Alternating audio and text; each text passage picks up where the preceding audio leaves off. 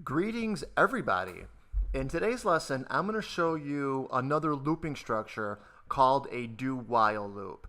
Now, you may be familiar with looping structures such as for next and while, so this is kind of a cousin of that. They're very closely related. Now, if you're familiar with a while loop executes a bunch of code for how many ever times you want it to. Now, remember, if you know the difference between a for next and a while, is you would use a for next loop if you know pretty much how many times you want that code to iterate. You know, from 1 to 12 times, or 1 to 60, or 1 to a million, or whatever.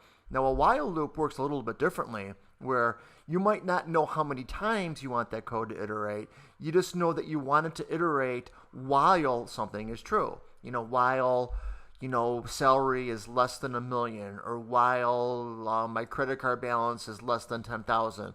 Now, do while, which I'm going to show you today, works like a while loop. However, it's got one thing that kind of sets it out. There's a couple more things as well, but pretty much think about it. A while loop can never run sometimes. Like, for example, if you have, while salary is less than $1 million. If the salary is greater than $1 million before that while loop is actually evaluated, that while loop would never run. Now, that may be what you want. It may not be what you want. You're the esteemed genius software developer that's writing the code, so you get to choose exactly how that works. If for some reason you wanted that while loop to execute at least once, maybe for some reason to initialize a variable or to test the equality of something, it's really up to you, what your reasons are for wanting to execute that code. But if you wanted that while loop to execute at least one time, what you would do is you would put in a do while loop.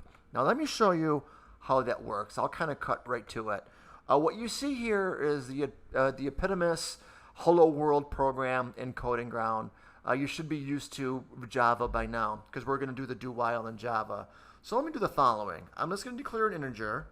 So we'll say int, and we'll do I. We'll set it equal to 0. And we'll do a quick do while. So we'll say do. And notice how Coding Ground very nicely gives us our do block. And then we're going to put in a while here. So we're not going to put any code yet in our do, but on line 10, we'll put in a while. And we'll put in while I is less than 5. And you should know by now that we could use other algebraic operators here.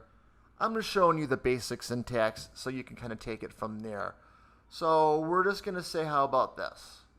System.out.println.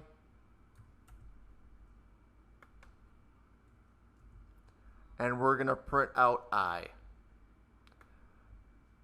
Now let's take a look at this code here before we actually run it, because we're going really quickly through this. I'm almost done, actually. I'm not going to really show you much more than this. To learn more, Google's your friend. You can look up the differences between while loops and do loops. There's so much out there that you could just go from as far as examples go. Me doing anything really would be repeating it. So I'm just going to show you the syntax. But take a look at this. In this scenario, this do while loop is guaranteed to run at least one time. Now this is different than a while loop. I know you see a while there, but this is not a while loop. This is a do while loop. A do while loop is guaranteed to run once, where a while loop is not guaranteed to run at all. So what you have to do is you have to determine exactly which one you want to use. Oh, and just like a while loop, you have to do your incrementer too. You have to do like I plus plus.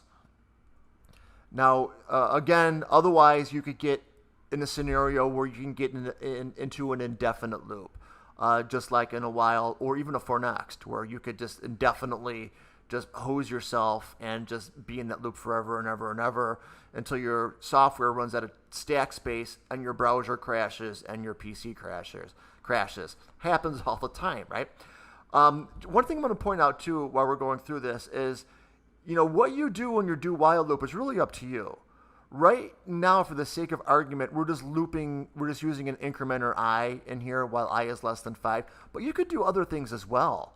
You could aggregate a salary, like salary equals salary plus raise percentage, or credit card balance equals credit card balance times something. You could put in an algorithm or a formula, anything you want. But remember that you need to have some sort of incrementer in here. And right now, we're just incrementing on I. It's a very simple example. Your examples can be much more complex than this. But let's run this. So we're going to click execute without further ado. And we'll see hello world 0, 1, 2, 3, 4. And just to make this fun, we'll say, how about this? While I is less than 5, right? How about this? We'll say I equals 6. All right, now let's take a pause and look at this carefully, right? Look at line 7 through 11. We're going to do while I is less than 5. But what is I equal to on line 6? Just a coincidence, it's on line 6, right? I is equal to 6. I is not less than 5. Right? So if this was a while loop instead of a do while loop, the while loop would not be executed at all. Now you might say, so what? I don't want the while loop to be executed. And what I'm saying is, as your coach, being a budding software developer, that's up to you. I mean, I'm not saying that this is better than a while or this improves on a while. It's just a different approach where in this case, with the do while, this block of code will be executed at least one time just to evaluate what I is equal to. And then inside the do while loop, Java and the calling program, if it's not Java, will determine exactly where this flow of control branches to. So anyway, do while and while, and as well as the cousins for next, and there's other looping structures, are very highly related and exist in almost every other language. That's why Java is a really good example language to learn the basics here, where you might look at this and say, well, why are we doing this in Java? Well, Java is a good language to learn this. It would be like if this was a introduction to poetry class or introduction to syntax or writing. We would have to pick a language to do so. This is a good one. Like if we were doing an introduction to math, we'd have to choose exactly what math do we use, what symbols do we use. It's the same thing here. Sometimes I get questions about why we're using Java, and we're not using Java just for Java's sake as much as it's a really good first language to learn, because a lot of the things that you learn in Java, you could move on to other languages, and do while works like that as well. So anyway, let me click on execute.